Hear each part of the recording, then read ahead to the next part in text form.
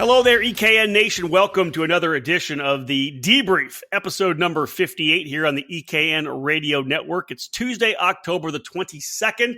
My name's Rob Howden, joined by David Cole, and a little over 2 weeks off from the event that we'll be talking about today. It was a bit of a whirlwind, the weeks we had when we came back, so it's been a little while getting this particular debrief done. But it's time to review the Cup Karts North America Grand Nationals 3, the major event that took place at Newcastle Motorsports Park on the October 4th, 5th, 6th weekend. Tremendous turnout. We'll talk more about that. David Cole and I, of course, will break down. We'll go through the paddock pass. We'll talk race report. Just a lot of great stuff. We'll start with the overview. But first and foremost, not surprising, folks, this week's show presented by Briggs & Stratton, Briggs Racing. Briggs & Stratton is powering Operation Grassroots around the world. No other engine manufacturer is getting new and returning drivers to the kart track like the Briggs 206.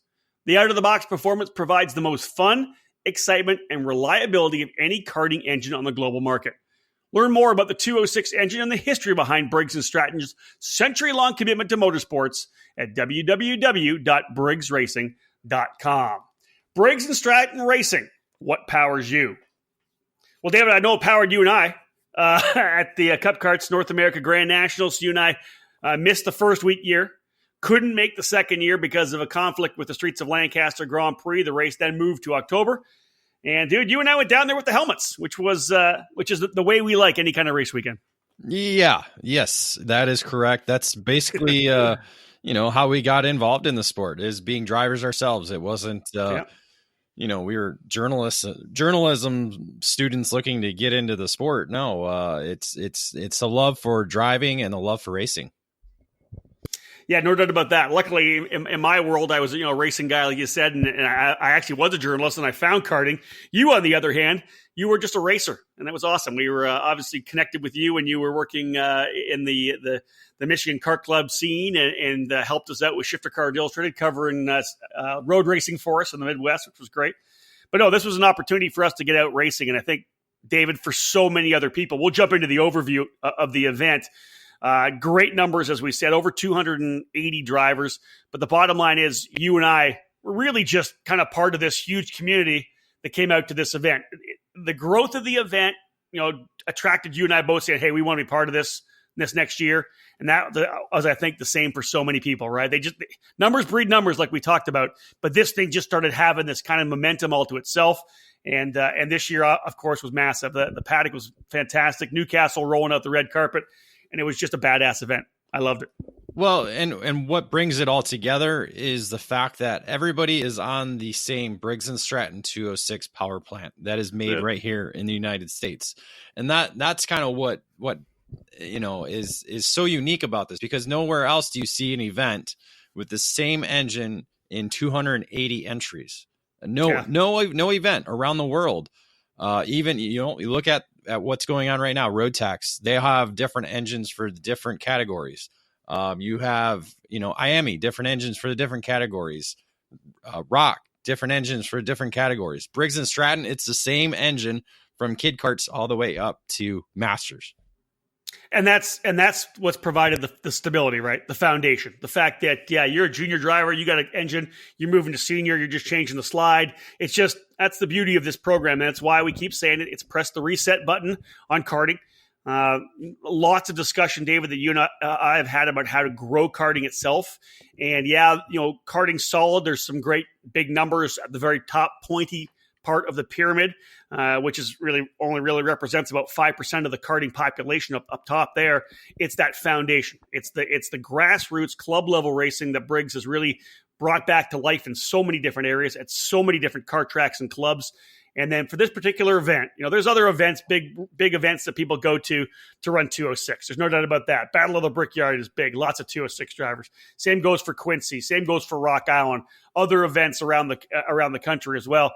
But this one, I think we used the term U.S. Open. You called it essentially the SCCA runoffs of club level karting. It was just for me to see it happen, to see people come out there, and David, just to see the atmosphere at the track itself. That's what I think really hit home for me.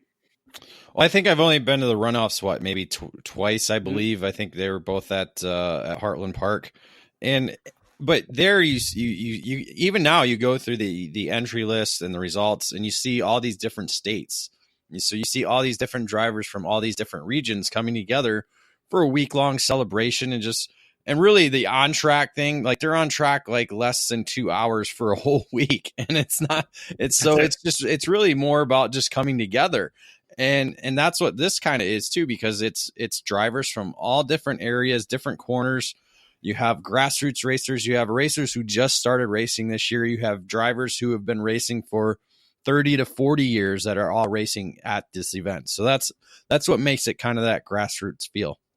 Yeah, and I think the great thing too was, David, you spend a lot of time, probably, I don't want to say more than anybody, more than any journalist, obviously, but more than a lot of people, you spend a lot of time at Newcastle Motorsports Park at different events, whether it's a SCUSA race, USPKS, WKA. You're there for a bunch of different races, and the atmosphere, this particular event, the Cup Karts North America Grand Nationals, it wasn't the huge toter homes and big trailers and big tents.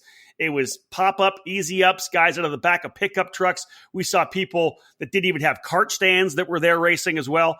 And, there was old machinery, there was new machinery, there was just so many different, domestic manufacturers, Italian manufacturers. It was just one of those weekends where it really was that grassroots, real pure level of karting. I think, people just out there to have a good time. And again, it boils down to the engine, because there's one sportsman class. So all the cadet racers are in that category. You're not split up by different engine types. One kid kart category, one junior category, and then we kind of get split up because there's just so many senior racers, which is the complete opposite of what national level racing is right now, because the junior and cadet categories outnumber the senior categories by a lot. And that's the complete opposite of what we see here at the Cup Karts Grand Nationals. Let's throw an overview on the event a little bit, David. Number one, a bigger contingent coming down from Canada this year, and I would expect even more. There was a number of drivers that came down in 2018. I think you're going to see a lot more in 2020. So really racers from essentially all over North America. And I'm not sure if we had any Mexicans, so maybe just U.S. and Canada. Perfect weather on Friday and Saturday. That hot streak that we had through that, the Indiana area laid off a little bit. So it wasn't the high 90s, mid 90s. We had beautiful high 60s and 70s. Rain did hit on Saturday night. And again, for the heat races in the beginning of the main events on Sunday, that just kind of threw another little wrinkle into the weekend, challenging people to show what they could do in the wet as well. I thought the weather itself was a pretty good cross section. Yeah, it was, and I was really happy to see more warm weather than I did see cold weather, because it just, it's not bad when you're working an event and I'm running around taking photos and doing this and that. I don't really feel the weather, the coldness, but as a racer, you don't want to sit around in the wet. You don't want to sit around in the cold. And that's kind of what we were doing. And so I was glad it was hot. You had to find some shade a little bit Friday and Saturday. But overall, yeah, the weather and really the thing coming into the weekend was we knew rain was going to come. It was a matter of when. And I was happy to see it come just for our main event, because we were able to get, at least for us, both of our heat race or all three of our heat races in before the weather came. So it was perfect timing. Just things didn't go exactly our way. Let's talk a bit about the numbers, David, because record turnout for the third edition of this race, almost 50% growth from last year. They had 191 entries last year, 281 official entries you have down here on our notes. It's essentially, I don't want to say growth across the board, because it's kind of speaking a little bit to the transition that we're seeing right now in the Briggs 206 and four cycle racing. Up 8 drivers in kid kart, up 7 drivers in sportsman, up 7 in the masters category from 34 to 41, moving to the straight CIK bodywork class. CIK heavy was the addition because CIK medium was so massive. Up 24 drivers from 47 to 71 drivers in CIK medium for this edition of the Grand Nationals. They added the CIK heavy class for drivers who potentially wanted more seat time. They ended up with 41 in that category, new for 2019.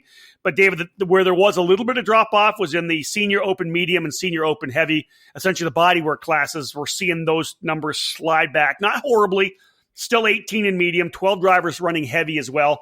But that's where we saw a little bit of the slide in terms of just the way I think four-cycle racing's going right now. That's the direction. Well, it's what I kind of predicted back in 2016 was, we saw it all in the West Coast. There's nothing, there's no racing with the / Gold Cup bodywork anymore. Yeah. It was a popular thing for a while, but now it's gone away. And so carts are more readily available with CIK bodywork on it. And it makes, and people are, let's face it, people are lazy. They don't want to deal with putting on this massive, what's the word you use it for? What do you call it? I call it a cow catcher. Yeah, exactly. They don't want to deal the hassle of putting that on and off just for one or two events of the year. So we're seeing it more across the board, as you said, with clubs and series not actually using the Gold Cup bodywork anymore. It's still popular in the kid kart, sportsman, and junior categories, and really it's just that nose. And it's there's still that safety aspect. People think they're safer with it on, which is, if it gives you that warm, fuzzy feeling, that's fine. But as we saw, good drivers are going to overcome that. And even at a track like Newcastle, people have talked about, well, it's so much faster. CIK bodywork karts were beating big nose karts. So I don't know if that is a proof anymore or not. So. You still got to roll corner speed. You still got to roll corner, and especially at Newcastle, yep. And especially in a Briggs category. So we'll see. Cup Karts North America is still putting their planning stages into for 2020. So we'll see what happens with that. I still see at least one of those categories still available, if not both, for 2020. I agree with you. There's still going to be enough people that want to come out and play, especially if you can get a dozen or so drivers. If you have just the one and we can still get 18 to 20, probably still see that. But again, big growth, 191 drivers entries in 2018, 281 drivers / entries in 2019. And this isn't one of these races, folks, where it's 281 drivers or entries because there was 140 each day. This is 281. Yeah, there was a lot of crossover, but it wasn't, half and half. Most of the drivers, or I would say a majority of the drivers in Masters probably ran just Masters. So the bottom line is there were just a lot of drivers at Newcastle Motorsports Park. I think 300 for next year is a given. David, potentially 350. What do you think? Yeah, I think when you look at this year's numbers, it was about probably at least 250 drivers. Because guys did do heavy and medium. So, yep. I think 300 is the minimum goal that you want to reach. And I think 350 total entries is probably the next plateau that you want to take the event to. And to be honest, David, I know we'll jump into this later, but for the organization, I think they'd be happy with 300 because it's nice. This was a big jump for them. We're talking 90 more drivers than last year. And I thought they did a great job. You could, with that kind of growth, the CKNA guys could easily have struggled a little bit, getting that kind of a wave. They've never had to deal with that many entries, that many drivers. I thought it was super easy. Registration was super easy. Everything. It seemed like everything essentially ran off like clockwork to me. We were off. We were behind schedule at one point because of the rain. Then we got back on schedule. We were waiting. Our Masters guys were waiting to go, right? We were sitting on the grid, right on the time clock. I thought they did a great job. And if they go to 300 next year or 320, I don't think they're going to be sad whatsoever. Get some stability in there and be able to improve the program even more, right? No, more entries means the ability to bring in more workers. When you have more income coming in, you have the ability to go out and get more workers that are able to take care of the things you might need to take care of with the added number of trailers, haulers, entries, all that stuff. True. You're right. Folks, there you go. As our start here, we have just given you essentially our overview of the Cup Karts North America Grand Nationals at Newcastle Motorsports Park. October 4th, 5th, and 6th was the date. Make sure you lock it in for 2020. It's going to be a lot of fun. When we get back after this commercial break, we'll jump into the paddock pass. David and I will talk more about some of the stuff that happened not on the racetrack, but more in the paddock and around the community as well. In racing, experience is priceless. Franklin Motorsports is a leader in the karting industry with over 50 years of combined karting experience. We can provide you with everything you need to go racing. With a large online product selection, select track support events, and a wide variety of shop services, Franklin Motorsports is your complete karting source. Check out our online store at franklinkart.com, where all of our products are just a mouse click away and we ship daily. We're constantly adding new products to our online store, so keep checking back. We specialize in IAME engines, tilt seats, and of course, our championship-winning Merlin chassis. In our online store, you'll find molecule cleaning products, minus 273 racing gloves, micron gauges and components, and both MG and Bridgestone tires. If you're ready to take your racing to the next level, come and join us at Team FMS. We've been supplying racers with start-to-finish support at race events for many years, from providing a helping hand on a weekday test outing or at a club event, to full arrive and drive packages at the highest level of karting competition. For 2019, we'll be attending the SuperKart USA Winter Series, WK Manufacturers Cup, United States Pro Kart Series, and the Route 66 Kart Racing Series. And we'd love to have you under our tent at Merlin Nation. For all things karting, visit franklinkart.com. The news hit the street in August, and people have been talking about it ever since. Yes, the Lockhart Grand Prix is back for 2020. Staged on the streets of the barbecue capital of Texas, the Lockhart Grand Prix is back and will be promoted and managed by Gina and Mark French of P1 Promotions, longtime karting industry members. The race is set for May 16th and 17th, and you're not going to want to miss it. The atmosphere in Lockhart is incredible, and after the exciting events we had earlier in the decade, it's time to restart this race and turn it into a Texas tradition. More information will be coming soon, but look for the class structure to include shifters, tag 100cc, and Briggs 206. So save the date, May 16 and 17. Lockhart, Texas, the barbecue capital of Texas and the home of the Lockhart Grand Prix. Welcome back to the EKN Radio Network, episode number 58 of the EKN Debrief. It's October the 22nd right now, Tuesday. David Cole and I providing our breakdown, the debrief of this year's Cup Karts North America Grand Nationals. We'll jump into the Paddock Pass right now, brought to you by Margay. Are you interested in renting a kart at one of the biggest karting events in 2020? Do you want to be part of the fastest growing series in the sport?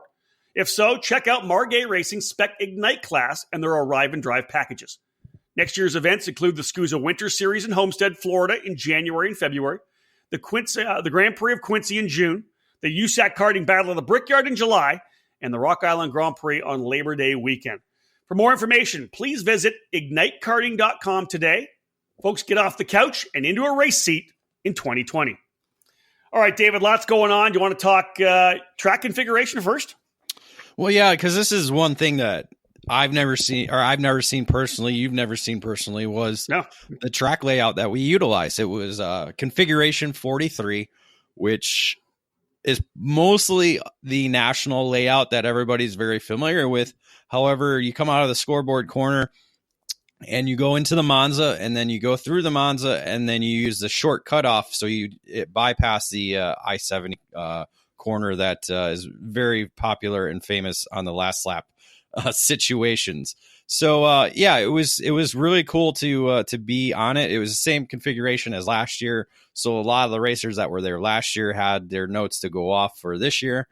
However, we saw track time or lap times get a lot lower, a lot quicker this year compared to last year. Not sure if it was just the way the tires, the amount of rubber that got laid down, or the tire quality. I believe it's the same tire. Nothing really changed there, or just overall things got quicker. But that was a unique configuration to drive. My favorite was coming onto the straightaway, even though I sucked at it a lot of times.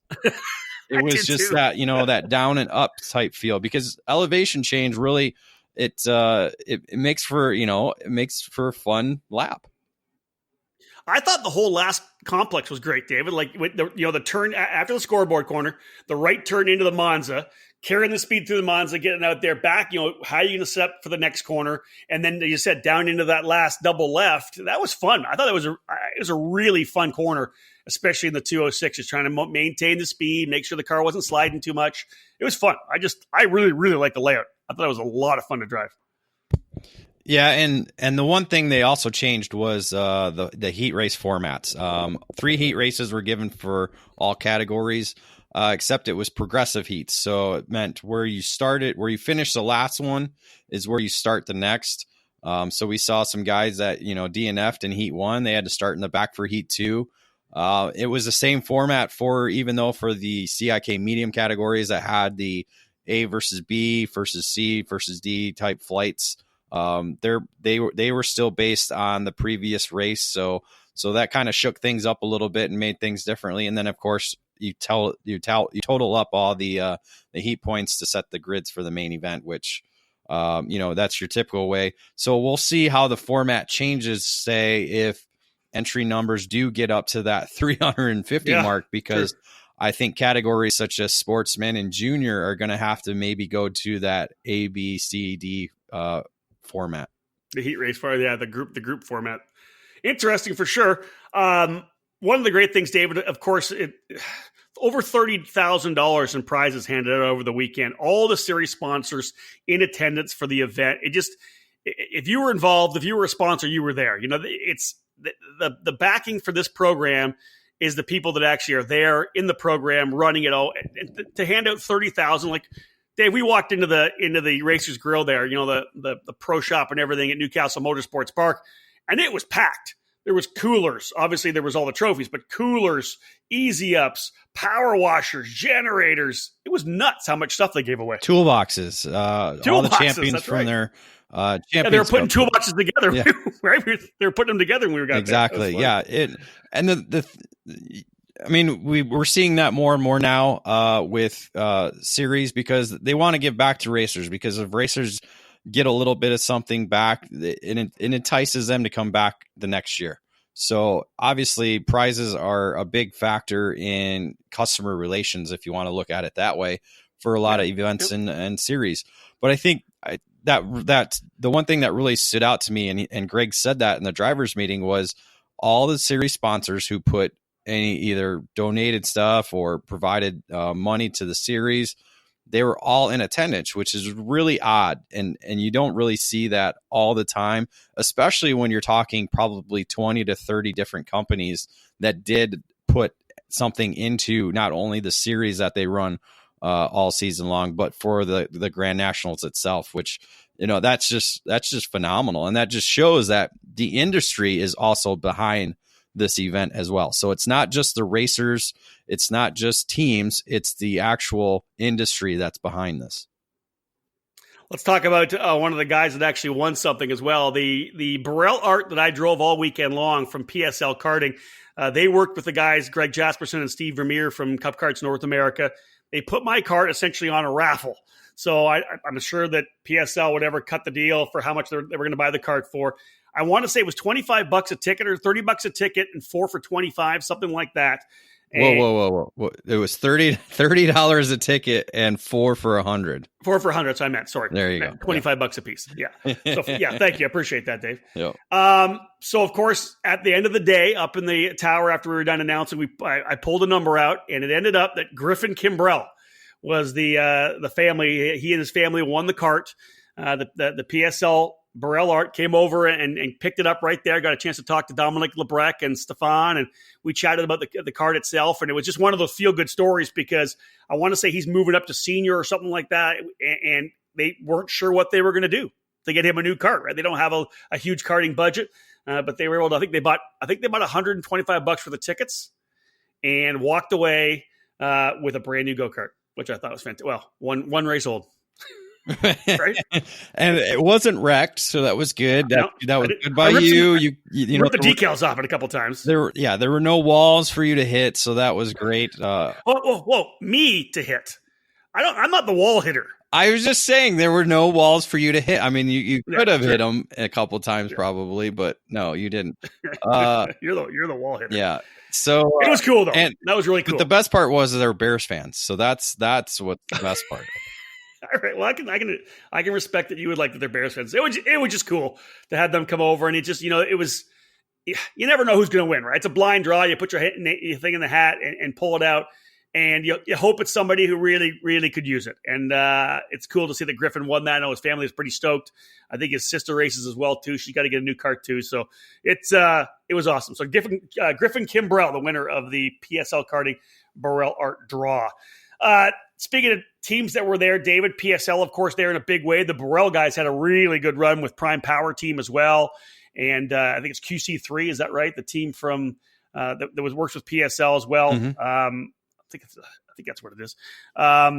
Regardless, a lot of Burrells on hand, but dude, a lot of different chassis manufacturers on hand as well. Yeah, and all United States based. You got to begin with Margay. Margay is probably the most notable United States manufacturer. You talk about Comet, the Comet Eagle chassis, being at the home track for Comet kart sales and Comet racing engines. You saw a number of Comet Eagles around the track. Ionic Edge had a big tent there. Coyote had a big gathering right there next to the grid. You have MGM. They had their compound out there on the grass. And of course, Nitro Kart. That's, it's been very popular in the cadet categories here on the East Coast. Good to see Nitro Kart there. And as you said, the actual importers were there, David, for PSL karting we talked about. And you were running with CRG Nordam as well, so through LSR Motorsports. So, yeah, there was a couple of the big importers were there, a lot of different brands. It was just a really awesome cross-section every grid, right? There was just so many different karts running up front. Yeah, and I think that's something that some of these importers can look at. They talk about all the time about not having time to spend at clubs and the grassroots level. This is kind of the perfect event to do that. Talking with you and Jeffrey, I mean, I think he had more fun this weekend on that weekend than he has all year long because it just. Well, so he could trash talk me the whole weekend. Well, that was part of it because we were kicking your ass most of the weekend anyways too. So that's true. But that's just, true. It had, it's not a lot of stress, you know what you got to do.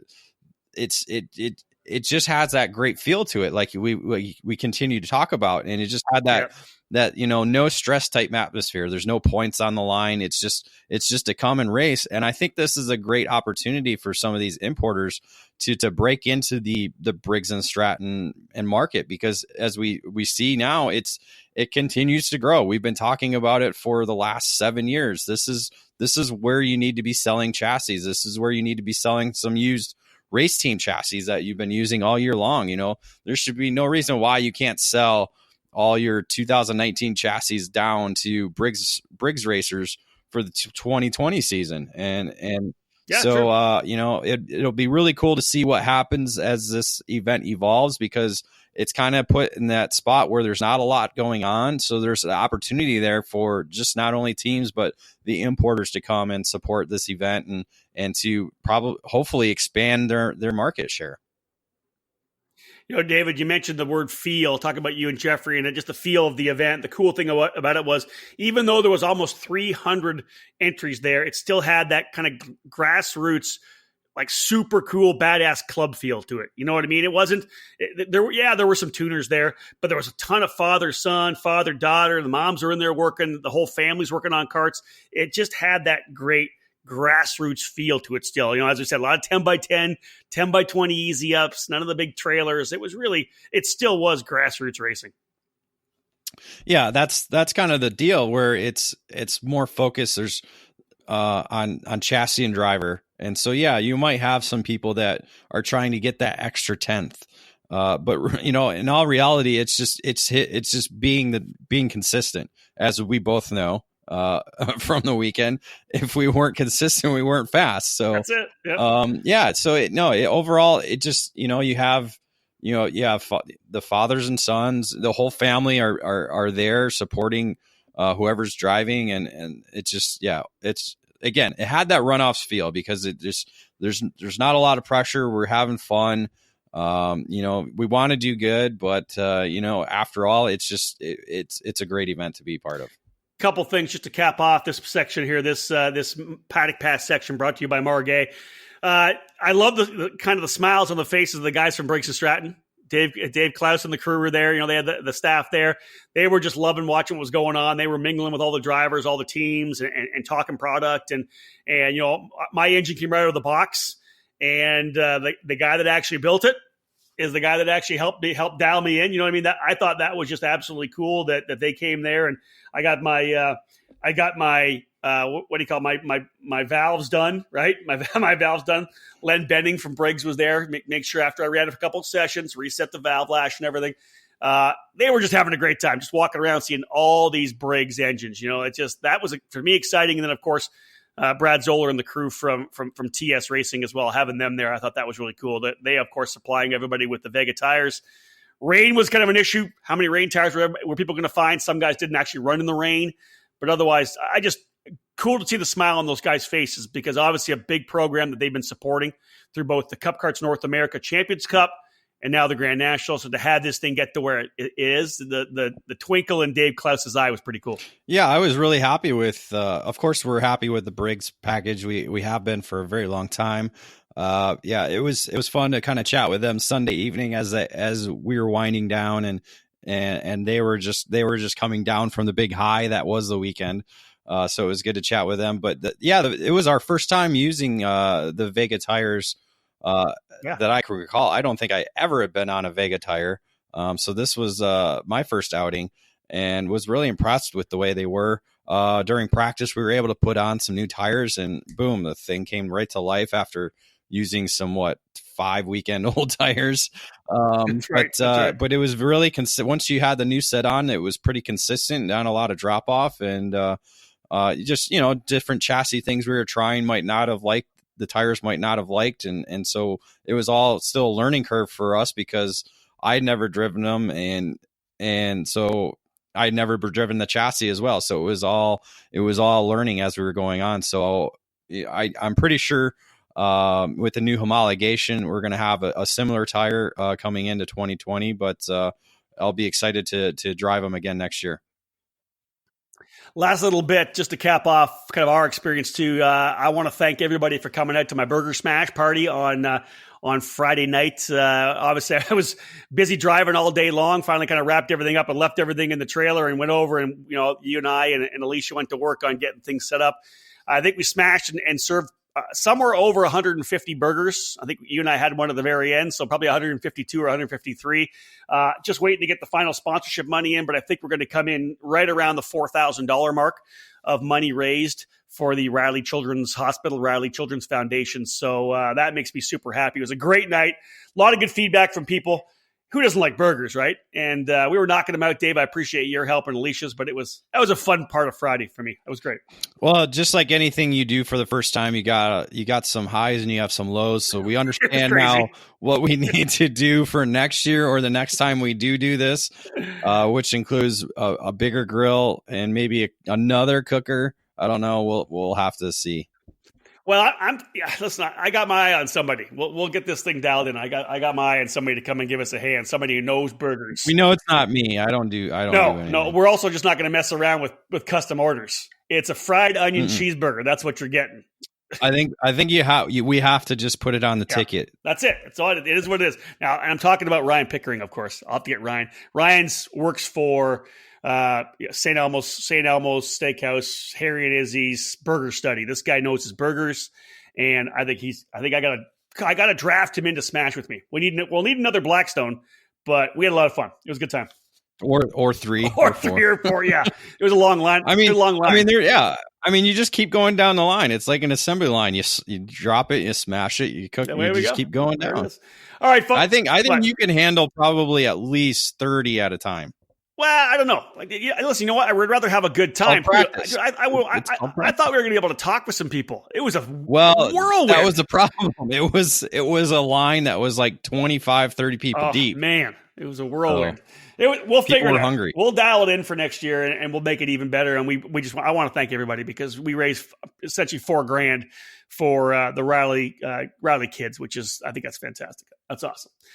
All right, folks, let's jump into the race report. After this break, we're going to jump in and start talking. We'll kick things off with CIK Medium, CIK Heavy, and CIK Master. Stay with us. More to come. Episode 58 of the EKN Debrief. Are you looking for a new kart shop? One that treats you like you're an important customer? If so, look no further than Acceleration Kart Racing. At Acceleration, customer service is number one. We are a full-time karting business, not a hobby or an afterthought. We have all the products you're looking for, from kid karts to shifters, safety to speed. We strive to offer our customers the best products, prices, and service. At Acceleration Kart Racing, we're always here when you need something for your racing program. Located in Las Vegas, Acceleration is stocked with a wide range of products. We've been helping racers get the right parts for over 16 years. Acceleration has everything that a kart racer needs, from turnkey karts to safety equipment, engines, and more, stocking all of the leading kart racing brands. Here's a taste of the products that we carry every day.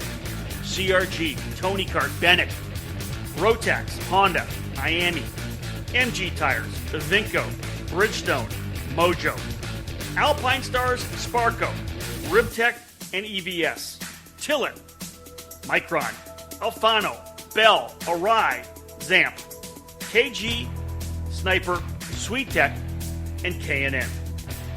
It doesn't matter where you live in the country. We will get you what you need so you can get back on the track.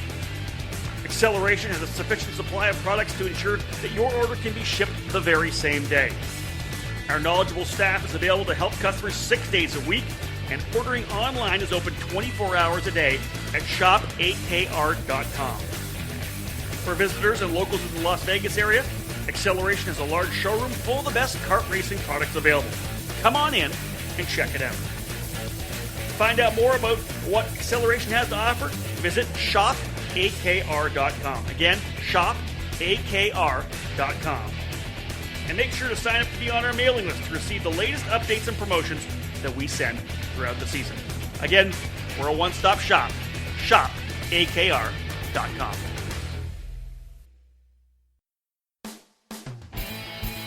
Hey everyone, this is Chris Wheeler from Bell Helmets. Bell Racing USA is now the official helmet of Superkarts USA. You can find our newest line of products such as the Carbon KC7 CMR, the only carbon fiber built helmet approved with a CMR rating in the entire world during the 2019 season by visiting PSL Karting on site at all SCUSA events. Check us out online, www.bellracing.com, or on social media by following @BellRacingHQ. Hi, EKN listeners. This is Jeff Wessel from Streeter Superstands. When it comes to lifts and stands for your karts and the largest selection of shop and trailer accessories, we know all about building and giving you the best. The Streeter Superstands crew has over 30 years of experience, are kart racers just like you, and know that the Streeter name stands for durability, affordability, and most of all, quality. We're the original and genuine manufacturer of Bigfoots and stacker stands, and we build them right here in the USA, along with our best-selling Streeter Superlift, upright stands, and an ever-growing roster of shop and trailer accessories to outfit any trailer or garage. While some guys pretend to be number one, we prove it every day, every race. Racers demand the best, and Streeter Superstand builds it. Check us out at streetersuperstands.com. When it comes to the best in lifts, stands, shop and trailer accessories, and all the cool necessities to make your race day easy and organized, it's all at streetersuperstands.com. We innovate, not imitate. Roll with the best right now at streetersuperstands.com. Welcome back to the EKN Radio Network. My name is Rob Howden, joined by David Cole, as always. Time to get rolling here on the race report. We got some categories to go through. The race report presented today by J3 Competition and CompKart. Since 2005, J3 Competition has been capturing major victories and championships on and off the racetrack, redefining the industry with each move. The company took its unparalleled knowledge and brand recognition and developed its own chassis line, the CompKart. The CIK FIA homologated brand has been winning ever since. Visit j3competition.com for more on the fastest growing chassis line in the world. All right, David, into the race report. CIK Medium, 71 entries. That's just absolutely badass. As I said in my morning coffee that we put on the website on Tuesday, earlier today, that it reminded me back in the days of the SCUSA Super Nationals when we first kind of launched the Super Nats. And at one point, the S2 class was up around 80, 85 drivers, 90 drivers. We had A, B, C, D, E groups, I think, at one point. everybody came out to play because that's what we wanted to see, and we had the best four-cycle drivers in the country, which is awesome. Not only the country, but we had North Americans. Because you got to remember, we had a lot of Canadians come down, including yourself. So it's 71 karts. I mean, not exactly that many started the main event, but 71 to be competing throughout the weekend. And we're not talking a big drop off from top to the bottom. I mean, it is a drop off, but when you get 71 karts, it's just amazing to watch and see. And the battle and the main event was just phenomenal. Well, Jordan Pryor qualifying on the pole position of 112.966. You look at the kind of cross-section of drivers, too. Jordan Pryor from Canada, then Corey Tolles from Florida, I believe, right? Correct. Mason Piper. I'm not sure where's Mason from, do you know, top of your head? Michigan City, Indiana. Well, there you go. On an Eagle, both those drivers on Eagles. Garrett Adams, of course, local driver, his first senior race in the 206 for the program on an Eagle as well. And then David Vasquez coming in from California on the VLR. That's that great cross-section, right? Canada, Florida, you got Indiana, you've got California. That's what I'm talking about. That's the beauty of this event. Guys coming in from everywhere, and hopefully we'll have more and more. Dave, talk us through a little bit about the heat races because, again, A versus B, C versus D. There was a bunch of different heat races, 6 different heat races, and a bunch of different winners as well. Yeah, with the large field, we had to they split them up for the heat race format. So a total of 6 heat races. And the one person we didn't say in the top 5 after qualifying was defending winner Gary Lawson. Gary actually, I believe, was 6th in the lineup after qualifying and quickly put his name back up to the front, winning 2 of the heat races, along with Jordan Pryor winning 2 of his own. Garrett Adams and Corey Tolles were able to score the other 2 victories throughout the 6 heat races. The last 2 heat races, the heat 3 round, was actually in the wet Sunday morning. We saw Jordan Pryor win the first one, and then the second one, I think, was in a torrential downpour with Gary Lawson able to win that one. So even in the dry and the wet, both Gary Lawson and Jordan Pryor, I think, were probably the top 2 guys going into the main event. David, I'll let you do the recap of the main event. I'm only going to add 2 things right now because, of course, I'm announcing the race from up in the tower. The first thing was I almost felt like I was holding my breath through turn number 1 and 2 at the start of the final, right? It's just – and kudos to the guys up front. 2 wide, almost 3 wide coming through the corner. You know, guys just – it's flat out. Guys are holding their spots. And then later in the race, when it came down to the fight at the very end, when I think they were 3 wide, potentially almost 4 wide going into turn number 6 and 7, the double right-hander before they got over to the cell tower corner. It was because they're so far away from us. You knew they were 2 wide. Then all of a sudden, I think Lawson went to the bottom.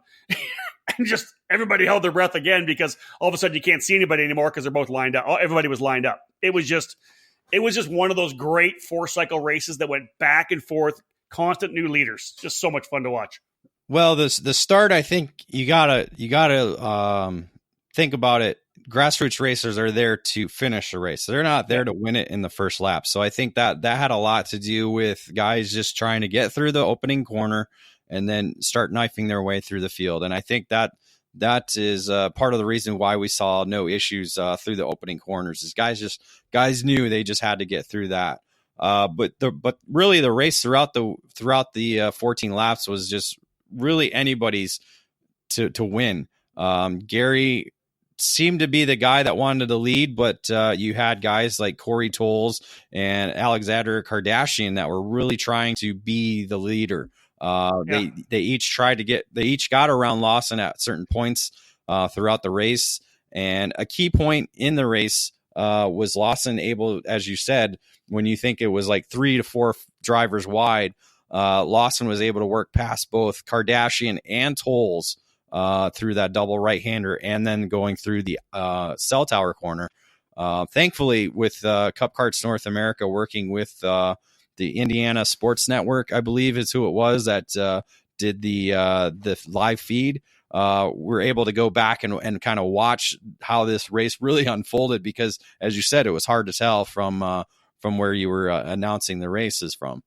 Yeah, our vantage point. So we were able to go back. So Lawson was able to get through both of those guys, and then coming up to the white flag. And then it was Jordan Pryor who got through, who followed him through and was a lead challenger at that point. So as they came through for the final lap, he made his move at turn 5. Vasquez went through with him and was fighting with Lawson for second.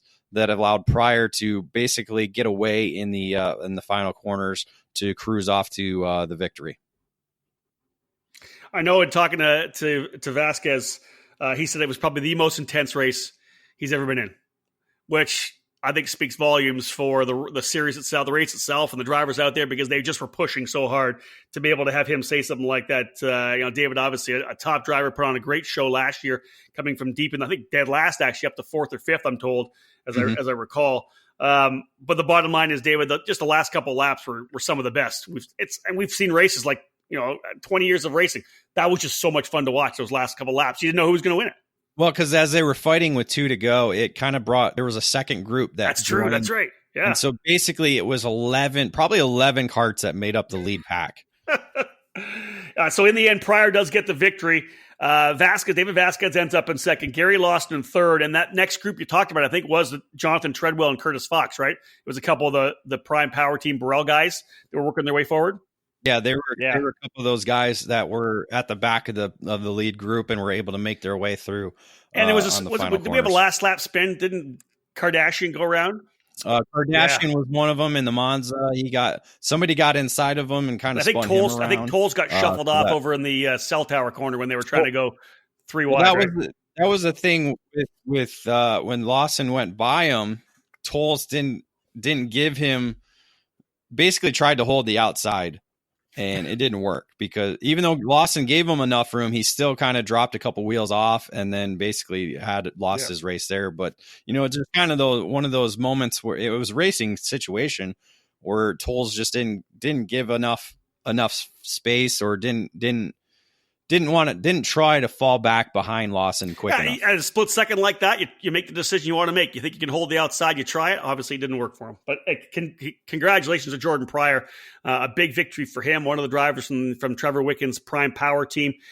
Big for Canadian drivers as well, because Jordan's success is probably going to fuel the momentum of getting more drivers from Canada to come down next year to the event. Word of mouth back here in Canada is that it was a tremendous event. People are going to want to go race it. So look for a bunch more to head down again. Now, Jordan Pryor was quick in the CIK heavy class as well. David qualified on the pole. He and his teammate John Treadwell ended up P1 and P2.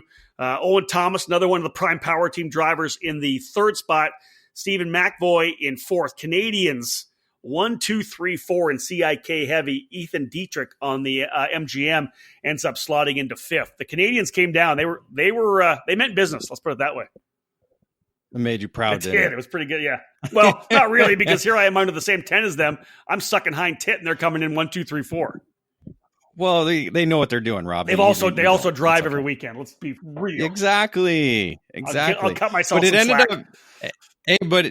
By the time Heat 2 came around, it ended up being USA at the front there. Well, come on. Sean Meyer's quick, and on the Coyote. He's been a top 4 cycle driver for how many years? Since... But it was actually contact. Evan Stammer and Pryor got together at the beginning of Heat 2. I don't remember that. We weren't watching. You probably weren't watching. I wasn't watching. You were probably wrenching. I did a lot of wrenching. I did. So in Heat 2, Pryor was out front with Stammer, and the two got together. So that allowed Mayer to kind of take over from there as he won the second heat and the third heat. So essentially giving him the pole position for the main event.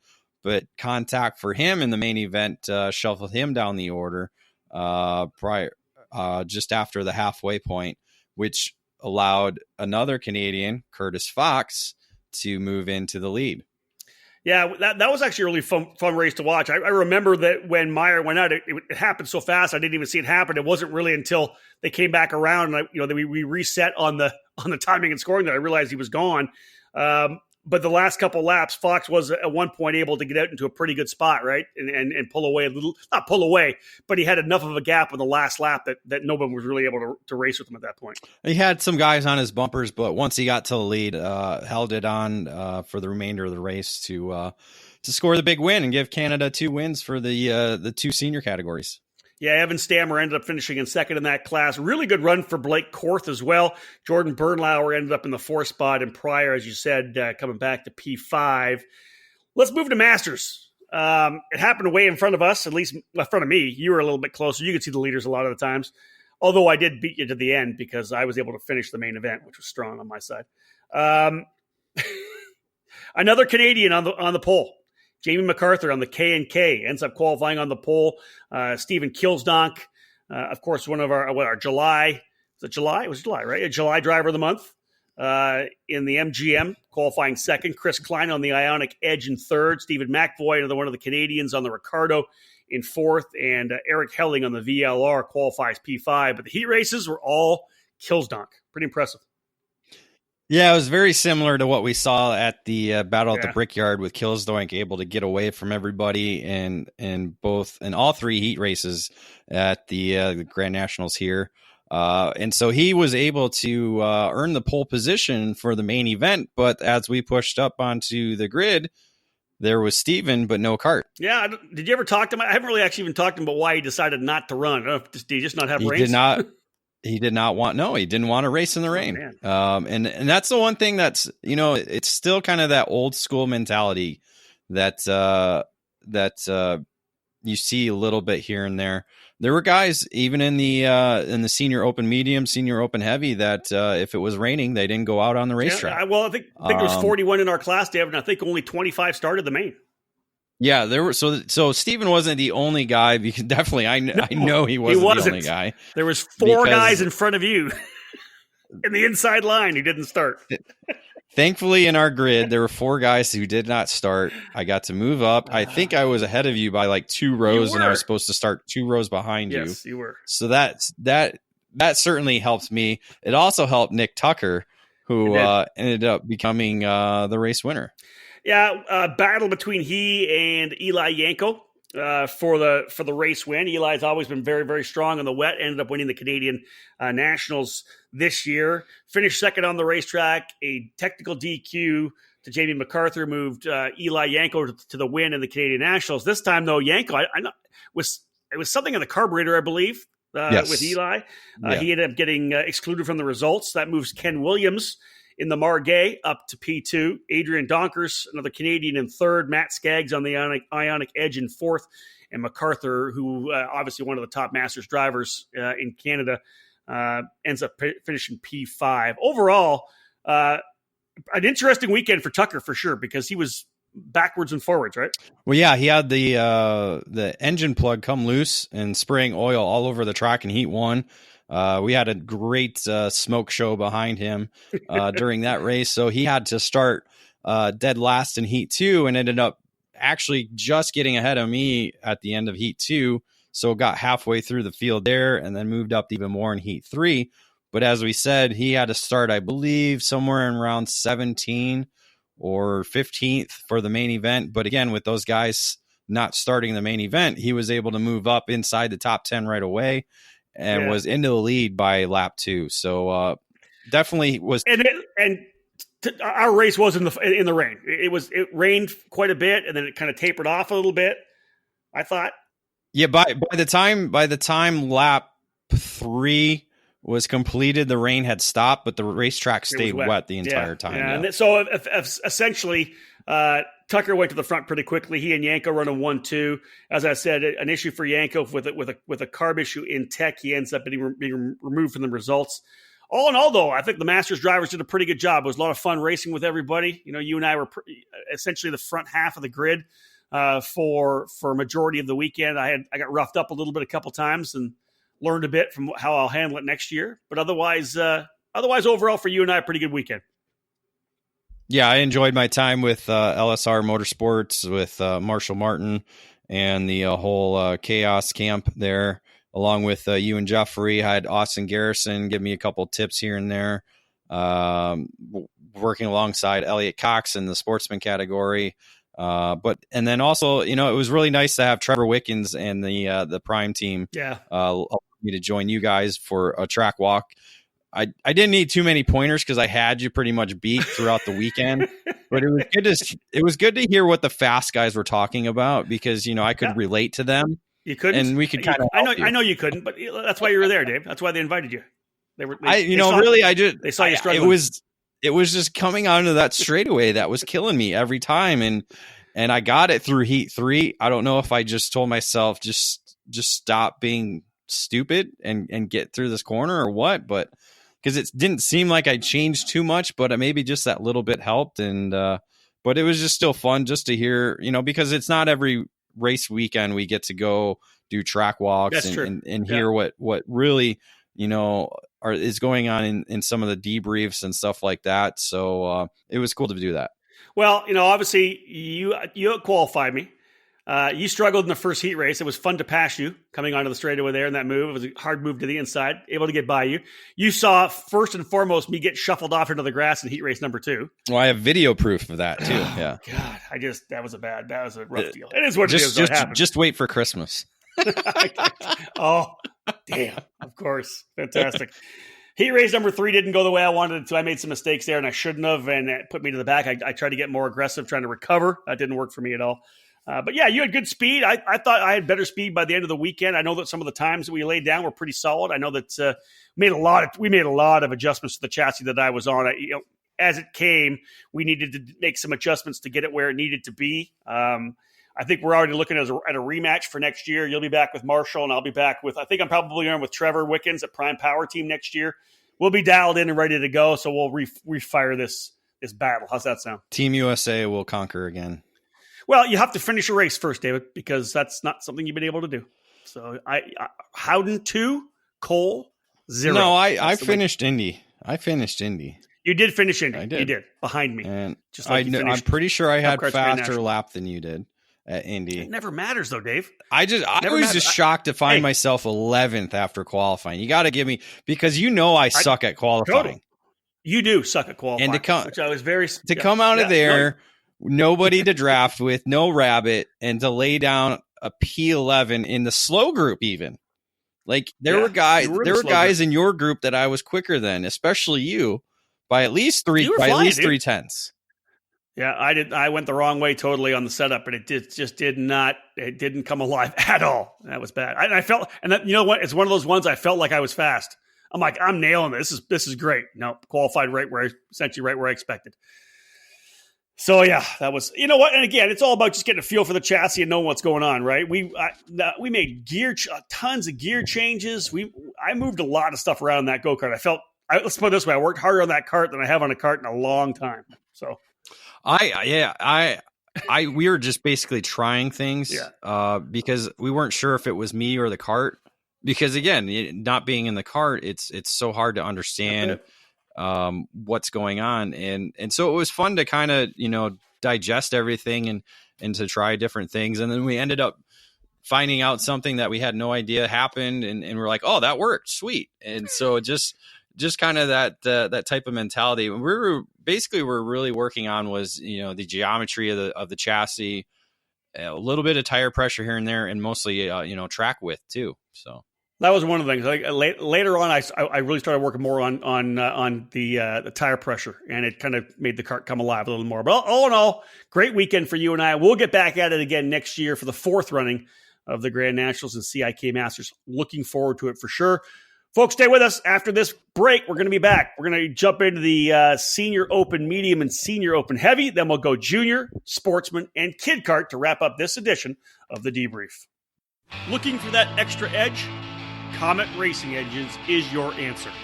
The engine service program from Comet Kart Sales has been winning from coast to coast at all levels and different forms of the sport. Lead engine builders Mark Harrison and Gary Lawson have decades of karting experience, providing racers the power to reach the top step of the podium. Comet Racing Engines continually perform track and dyno tests to provide their customers with the cutting edge in engine performance.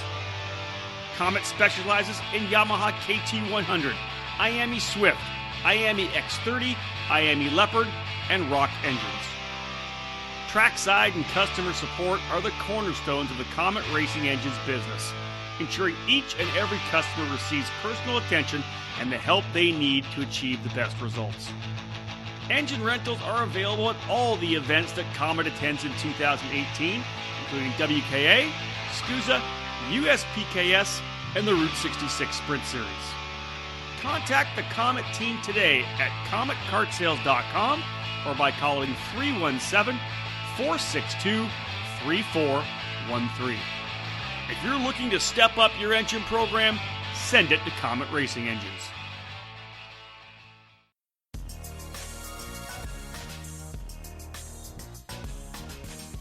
Le Mans, Daytona, Sebring. The most legendary endurance races in the world where man and machine push the limits of physics in an attempt to beat their competition and the clock. Are you ready to take on this challenge yourself?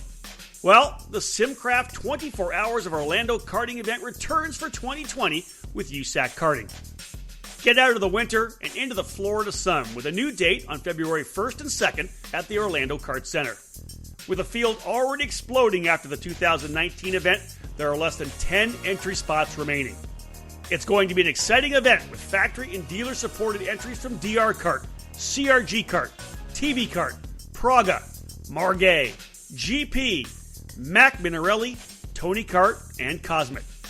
Don't miss your chance. To register a team, head to 24hrsoforlando.com to find the rules and the event schedule.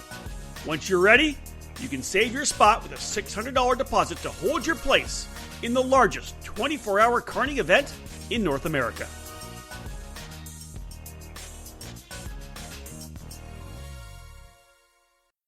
Welcome back to the EKN Radio Network, episode 58 of the EKN Debrief. My name is Rob Howden, joined by David Cole, and we are breaking down the most recent Cup Karts North America Grand Nationals, the third running of the event at Newcastle Motorsports Park on October 4th, 5th, and 6th. Comp Kart and J3 Competition, the sponsor of our race report segment. David, jump on in to Senior Open Medium. Senior Open Medium was the quickest class of the weekend. Obviously, with the bodywork, it does help a little bit. They have the lower lay-down seats that gets them out of the wind a little bit more. But it was good to see a good battle throughout the weekend. Excuse me, in the category.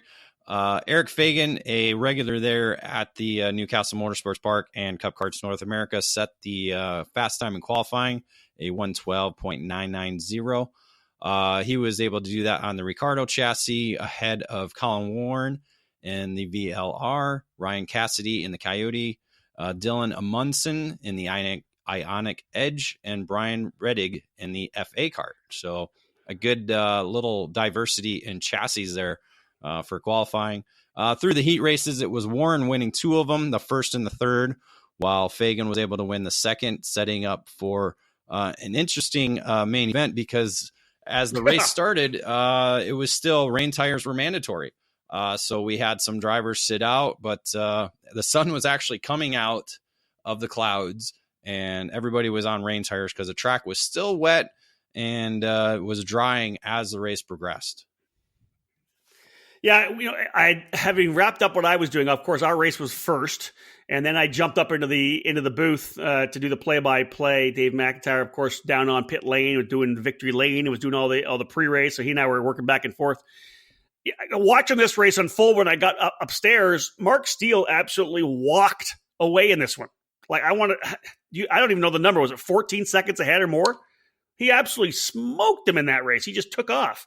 He ends up with the win. Brian Reddick comes home in second, Kardashian in third, Fagan in fourth, and Michael Miller rounding out the top five. Reddick came on late in the run to battle it out with Kardashian and Fagan. But the bottom line is Mark Steele and that Ricardo, whatever it was, the setup, his driving, whatever it was, blew everybody away, dominated that action. Well, for sure. He was basically 2 seconds a lap quicker than anybody on the racetrack. That's crazy. So ended up finishing 18 seconds ahead of everybody. There it is. Reddick was the only driver that was anywhere near close, and he was about a second and a half off. So I don't know, there's something about Mark Steele. Maybe he does ice racing, because that's essentially what it was, because you could see in some of the photographs I took, just the rubber shooting right off the tires, because the track kept drying and drying as the race went on and on. So I think, as you know, it's kind of that mentality when the track starts drying, those tires are it becomes like ice. So maybe he's an ice racer.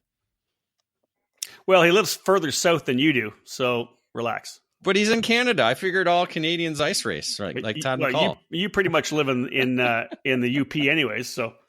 Oh, yeah, I'm an Uber. Anyways, fantastic run for Mark Steele. Just absolutely dominated the action to get that victory. Senior Open Heavy was a lot of fun to watch as well. You throw Connor Lund in there, Justin Wishart, Grant Zimmerman, Elmer Edmondson, and Michael Welsh. That was your top 5 in qualifying. Lund gets a couple of heat race wins. Wishart gets one of those heat race wins as well. Third heat was one of the races in the rain, and that kind of messed things up, David, because not all the drivers came out for the third heat race. Yeah, I think they had 5 total make it out for the third heat race, but Connor Lund again out front with that. But set up for an interesting main event. We had basically it was 4 drivers out in the lead group. Connor led the first 9 laps until Zimmerman took over. Grant Zimmerman took over the lead.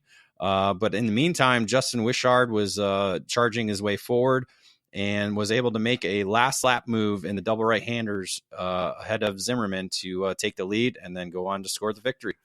Yeah, that was a fun race to watch, wasn't it? They were on top of each other, and you could just feel, at least I could feel in trying to call the race, that they were all trying to understand the strategy. Where do I need to be? Like trying to figure out where they could have been quicker than each of the other drivers. It just felt to me like they were all kind of trying to be into second. And I don't know if it felt like they wanted to lead. Obviously, Wishart made the move in the last lap, but it just didn't seem like everybody wanted to lead. I thought in that race, I found that interesting. Well, I think Lund tried to lead and get away from everybody but wasn't wasn't able to. And obviously, the draft is a little bit bigger in this category with the big noses. You get much more of a draft coming off the carts. So I think it's kind of hard to break away unless you're Mark Steele and you're just killing it in the dry track with wet tires. It's a little bit harder to get away. So just second place, as we typically see at Newcastle is a place you want to be. Well, Justin Wishart ends up with the win. Zimmerman second, Edmondson third, Lund fourth, and Welsh fifth. That's the top 5 in the Senior Open Heavy category. David, 3 more categories left to go. Let's jump into the junior class. And again, it was good to see a strong field of juniors, up 14 from last year. 43 junior drivers entered to run in the event. Let's talk a little bit about who was quick coming out of the gate. Carter Pryor was the quick time in qualifying with a 1:14.128. He was able to beat out local driver. You might have heard of him, Logan Adams, in the Eagle kart. Logan was actually the sportsman winner last year, so was racing in the junior category for the first time. Louis, I don't know how do you say his last name. Antonio Santi. There you go. Driving on the Eagle as well. I believe he's a Newcastle regular. Elijah Skaggs, the Cup Karts series champion in the Ionic Edge, was 4th, and Nicholas Gilks, yep, 5th in the Burrell Art. It was Skaggs winning the opening heat race. This was a category we saw a lot of shuffling going on. Skaggs was the winner in the opening heat race. Caden Fretwell in the VLR came up to win the second heat, with Gilks winning the third heat. The third heat was obviously in the rain because they were the category just before the CIK medium class. So it was, excuse me, a lot of karts in those last few classes of the day. Talk a bit about the main event because it was kind of interesting, Dave. It was one of those ones where they were on dry tires, but the rain hadn't really gone away, so there was kind of some sprinkling, made things a little bit interesting early on. Yeah, it was like there was like one little cloud that kind of came over the area when they were on grid and as the green flag waved. So it kind of made for a little bit of a chaotic opening couple of laps where we saw a number of the top contenders either get spun off or drop wheels. So that kind of shuffled things up a little bit. And when finally they came around, basically, I want to say it was 3 or 4 drivers in the lead group. But this race is technically still unofficial. We have not received the official results, but the unofficial results have Garrett Adams winning the race with Gilks in second, James Overbeek up to third, ahead of Cameron Reed, with Violet Townsend of Ravenna, Michigan, from where I know and have raced. Yeah, she ended up finishing in the 5th spot. So as far as we know, I have not received the official wording on if this class results are official or not. MyLab still hasn't shown it, so we're still kind of waiting to hear how they the rule on it, because they had some protests and some appeals come through regarding some penalties, and so made for an interesting last few hours as the officials are trying to leave. Yeah, no doubt. All right, let's move into the sportsman category. Kay Jaeger in the Nitro Kart qualifying on the pole, and sportsman a 114.498. Arrington Grimm and the Nitro ends up in second, so a pretty solid run for Nitro. They actually end up with three drivers in the top five. Cale Zimmerman on the Tony Kart third, Blake Boone on the Coyote in fourth, and Caleb Tarter on the Nitro Kart also in the third spot. Good run for Kay Jaeger, though, on the pole.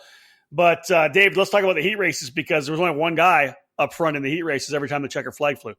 Yeah, Blake Boone was able to showcase himself through the heat races, winning the first one. And then, of course, once you win the opening heat race, you start from the pole, and was able to win the remaining two heat races and started on the main event. Their main event was right after ours, so it was a wet track, all drivers out on rain tires. And again, when you got 40 carts going into the opening corner in a wet track, you kind of see some things happen. And it's just, some drivers inexperienced, some drivers just make a mistake. So we had a number of drivers spinning in the opening corner, and then I want to say turn 3, and then some other places on the racetrack. But by the time everything came around, lap 2, Boone was one of them who had an issue with the wet track and was spun around. That gave the lead over to Ayrton Grimm, and Grimm just kind of checked out away from there, driving away. I'll have to look and see what the advantage was, but it was massive because he was lapping carts like crazy. So it was kind of like who's who, who's where. It was 11 seconds at the checkered flag with Grimm taking the victory. Pretty good run for Elliot Cox as well on that CRG. Started outside the top 15, but powered his way forward. Just able to get by Jackson Pearsall from Canada at the checkered flag. Caleb Campbell came up to finish in the 4th spot. Caleb's actually from the same hometown as me here in Cambridge, Ontario. Ashton Henkel on the Burrell Art as well, rounding out the top 5. Number of Burrell Art drivers in that top 5, 3rd, 4th, and 5th. Good run for Caleb Campbell, as we said. Like Elliot Cox, starting on the outside of the top 15, ends up getting into the top 5.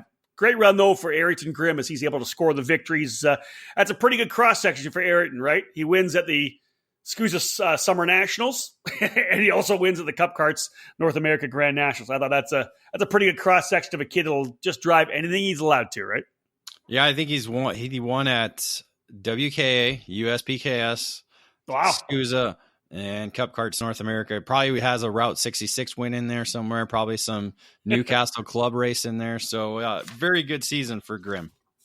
Let's cap things off with the race report brought to you again by J3 Competition and Comp Kart. Kid Karts were one of the categories coming on, and they ran a shorter racetrack. They didn't run the full track. We kind of shortcut them from turn 3 back over to the scoreboard. Then they did the remainder of the racetrack. Alex Haste qualified on pole, Sawyer Chambers in second, Audrina Rowe in third, Lillian Scarborough in fourth, and Summit Rossiter rounding out the top 5. Sawyer Chambers able to win the first 2 heat races, but they actually canceled the 3rd heat race, Dave, with the wet. And I'm not sure if everybody was thrilled about that. No, probably not. But I think on the safety side of things, they decided not to put the kid karts out there on the wet. This was the first time I actually got to see kid karts with the Briggs engine platform. We were talking about how we talked with the Briggs guys Sunday after all the racing.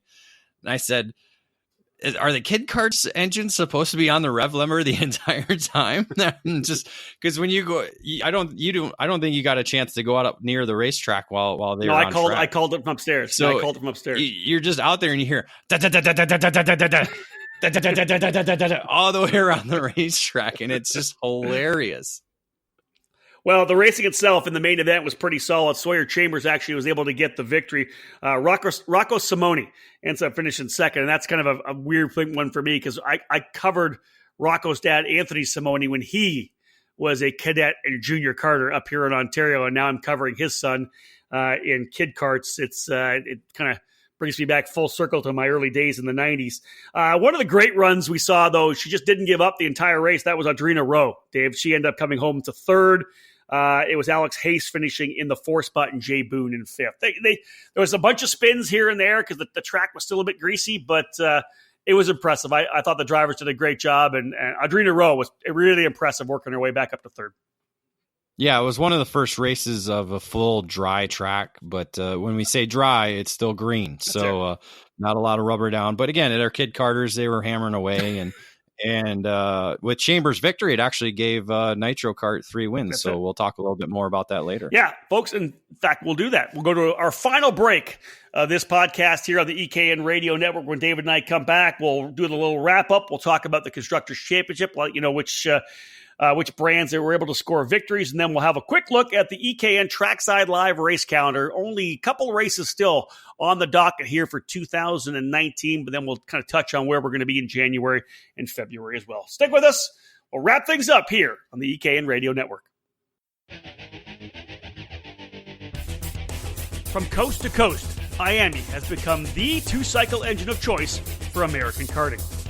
Starting with the air-cooled 60cc Swift engine for micro and mini drivers, and moving through the incredible X30 power plant for junior, senior, and masters, Miami is providing much-needed stability for the sport.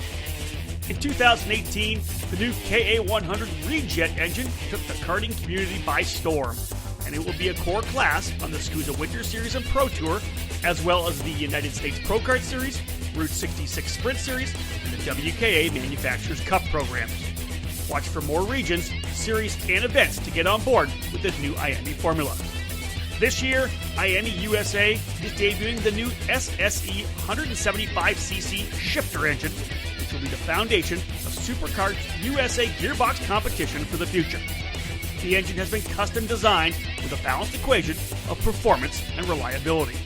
We have 2 distribution centers in the U.S. to serve you well. IAME East in Mooresville, North Carolina, and IAME West in Temecula, California. The momentum is continuing to build. It's time to make an investment in stabilizing your engine program. For more information, head to the website for your region, IAMEUSAEast.com or IAMEUSAWest.com. IAME, the heart of karting.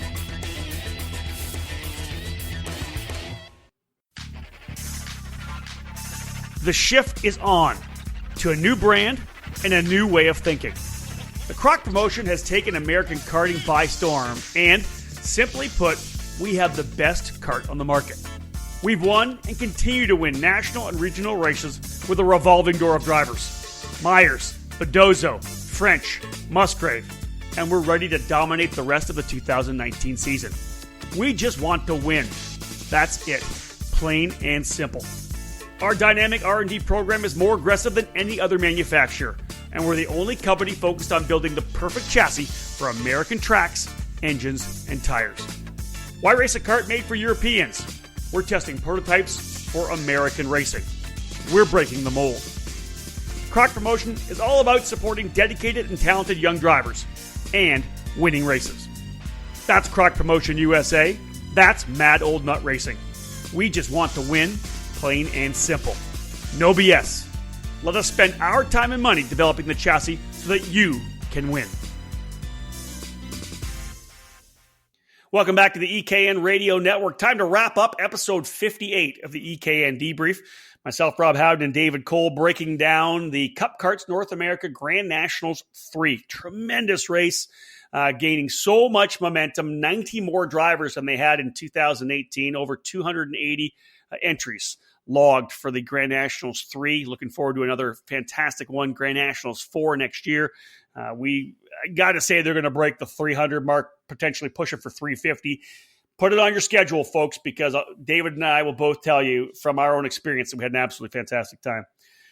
All right, David, let's look at the Constructors' Championship breakdown. Who was able to walk away with race wins in terms of manufacturers? Well, as I said before the commercial, Nitro Kart ended up scoring 3 victories. Nick Tucker in the Masters category aboard the debut of the left-hand adult chassis, something that's unique to the United States market. Not a lot of left-hander chassis for the four-cycle market, but Nick was able to score the victory there, along with Ayrton Grimm in the left side cadet version. And then, as we said, Sawyer Chambers in the kid kart division. Burrell Art was all Canada, with Pryor and Fox earning victories in their categories to give that chassis 2 wins. Then we have Eagle, Arrow, and Ricciardo with 1 victory apiece. Overall, I'm going to say the event was a massive success. There weren't really any major issues. As I had said earlier, as a driver, it just seemed, we were always looking at the clock. What time is it? And we were right on time. We were pushing our carts up. We dropped them down. You're sitting waiting, and then we were looking at the watch, right? It was on time for a majority of the weekend. Did have a couple of red flags on Saturday that kind of delayed things a little bit. They were hardcore racing incidents, but there were a couple of red flags that came out on Saturday. Yeah, just, when you have, I believe it was 35 carts out for a heat race in CIK medium. When you get someone sideways at the front of the field at the in the opening corners, it kind of tends to a little bit of a chaotic start, and just some drivers getting caught up in that. I don't believe any major injuries were suffered. Maybe I believe 1 concussion, and then some bumps and bruises. Yeah, those drivers end up coming back on Sunday though too. As far as I know, I think that's it.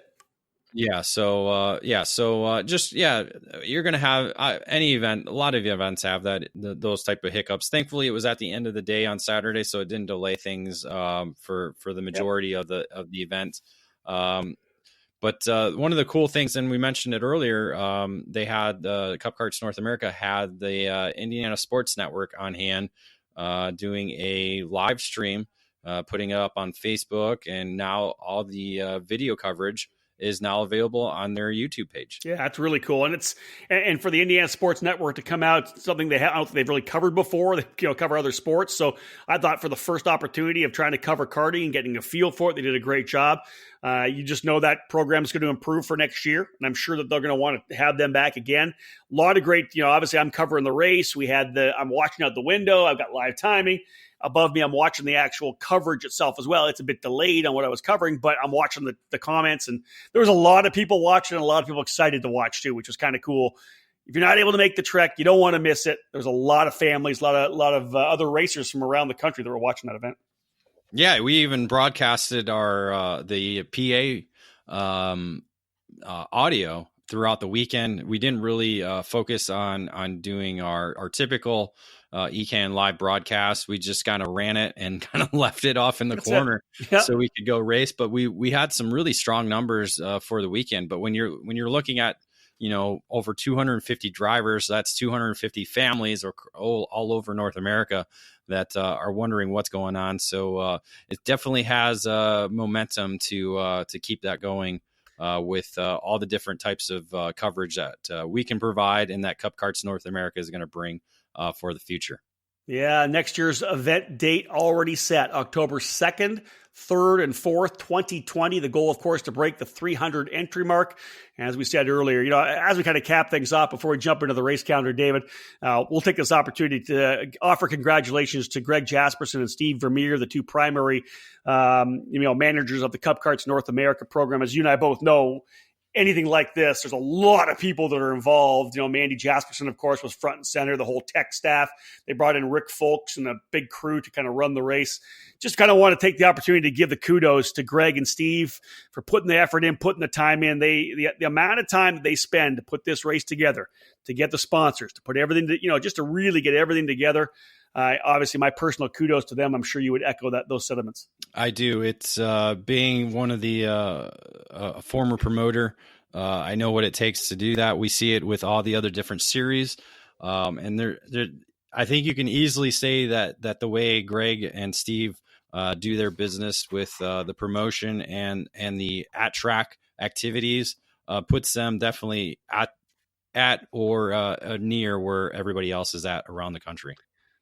Yeah, bottom line is it's a grassroots event. We talked about, folks, everybody there is having a great time. Briggs 206 Racing, but the way they put this race on, this is an event that is going to become a cornerstone race, I believe, for the next number of years. As long as they want to keep doing it, I think a lot of people are going to keep coming. That's for sure. So let's wrap things up here, folks. The EKN Trackside Live Race Calendar presented today by Precision Karting Technologies. With over 40 years of manufacturing experience, Precision Karting Technologies is the leader in American-made components. We produce high-quality products led by our full line of chromoly and mild steel axles. Metric or Imperial, standard or custom, we have what you need. Collars, keys, and bearings, we're the source for axle components in the USA. With over 70 dealers throughout the US and Canada, it's easy to choose PKT. Family-owned and operated, proudly made in the USA. All right, David Cole, let's talk about it. EKN Trackside Live, racing to come. Excuse me. Just locked and loaded. You're going to be actually heading out to the Rock the Rio at the end of the month here. November, I guess it's like 1st, 2nd, 3rd for you. Friday, Saturday, come home Sunday. Halloween with the family at home first. But yeah, you're heading out to Rock the Rio at the Rio. It's going to be good. Yeah, if I could, I would go out there Tuesday, fly home Thursday morning, and then fly out there Friday. But that's just not in the avenue of being able to do that. It's not financially sound. Financially sound, yes. I couldn't think of the words there. But yeah, I'm looking forward to it. I think this is the first time in probably 12, 11 years that I've gone to Vegas now for something other than Super Nationals. So it'll be interesting. And we just saw that the entry numbers are now above 300 mark. They've sold out for Rock Senior, Rock Shifter, and I believe Junior Rock is the other category, and they're extending the entry marks. So they're going to start doing last chance qualifiers. So the event is just growing in only its second year. Following that, November 20 to 24, the granddaddy of them all, the Superkarts USA Super Nationals, the 23rd running. It's odd to me to say that because I felt like I just said it was 20, and thinking 23 now. We're so close to 25. It's blowing me out of the water. But yeah, I've had a chance to call all 22 of the previous races. It's going to be a massive event. Obviously, like looking anywhere between 450 and 525 in terms of numbers. The growth of the KA 100 categories for the Super Nats is going to be big. Those classes, I bet, are going to be maxed out. It's the big dog, the Super Nationals is, and this year is going to be a really good one, I think. Yeah, I'm really excited to hear what they're going to do for track layout. We haven't heard anything confirmed on that. Last year's track was a bit interesting. Had some plenty of passing opportunities really fast as well, too. So we'll see if they make any changes to that. They have the format changes with qualifying, with the 3 headline categories, doing a hot pit at the end with, I believe it was the top 20 in each category. So we'll see what happens with that. And again, like you said, it's just the granddaddy of them all. We have some drivers going for their 4th victory to see if they can etch their name into the event history books with Connor De Felipe. And I'm just that marks the end of the year, and then all around the corner will be 2020. Yeah, WK Kart Week. We haven't confirmed yet whether or not we're heading to that, but looking forward to potentially getting back to Daytona. And of course, January, February, March, it's the SCUSA Winter Series, it's the Challenge of the Americas, and then we go at it all again. USPKS, a number of races, number of events that we'll be at in 2020. We do want to thank everyone for supporting everything we've done here through 2019. Still a couple more debrief podcasts to come. Thank you so much, folks, for joining us here on the EKN Radio Network. On behalf of David Cole, my name's Rob Howden. Bye for now.